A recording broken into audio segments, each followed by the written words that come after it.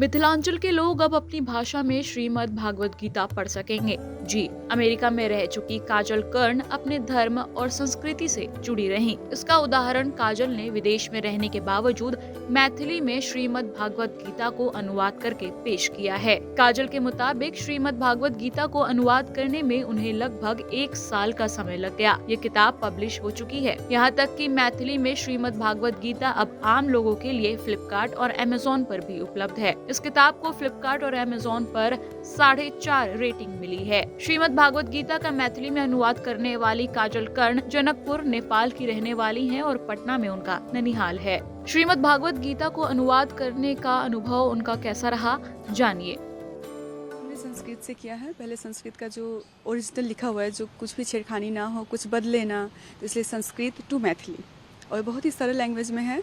जैसा कि हम लोग बात करते हैं तो एक दूसरे को समझ जाएं, और जो हमारे न्यू यूथ है वो इंस्पायर हों कि पढ़ें और समझें। इसका पब्लिश हो चुका है ये? जी, पब्लिश हो चुका है। हमारे खुद की वेबसाइट है mithilazone.com, उस पे है अवेलेबल, और फ्लिपकार्ट पे भी है। बहुत सारी सोशल प्लेटफॉर्म्स पे हैं, बहुत सारे लोग के पास है, तो it's very easy to available. ये आइडिया कहाँ से आया? आइडिया आया, एक वो होता है ना जज्बा कि हमारी भाषा के लिए कुछ करना है, तो मेरी मातृभूमि, मेरी मातृभाषा के लिए मुझे कुछ करना था, और इससे पवित्र ग्रंथ तो हो ही नहीं सकता था, क्योंकि मुझे लगा कि ये सिर्फ रिलीजियस बुक नहीं है, ये हमारे जीवन को जीने की कला सिखाती है। तो वो भी एक था, रिलीजियस पॉइंट ऑफ व्यू से सिर्फ नहीं था। तो मुझे इसको जब हमने रिसर्च किया तो 15 दूसरी भाषाएं में ऑलरेडी हैं भागवत गीता, लेकिन मैथिली में नहीं था। तो दिस इज़ अ हिस्टोरिक, सबसे पहली बार मैथिली में ट्रांसलेट किया हुआ ये है। This is the first time.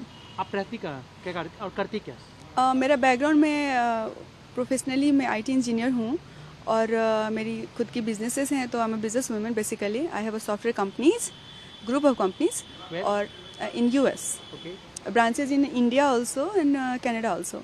तो ग्रुप ऑफ कंपनीज है, सॉफ्टवेयर से रिलेटेड ही हैं, तो बस वही है मेरा बैकग्राउंड। लेकिन I am not a author, I won't say कि मैं ऑथर हूँ, लेखिका हूँ।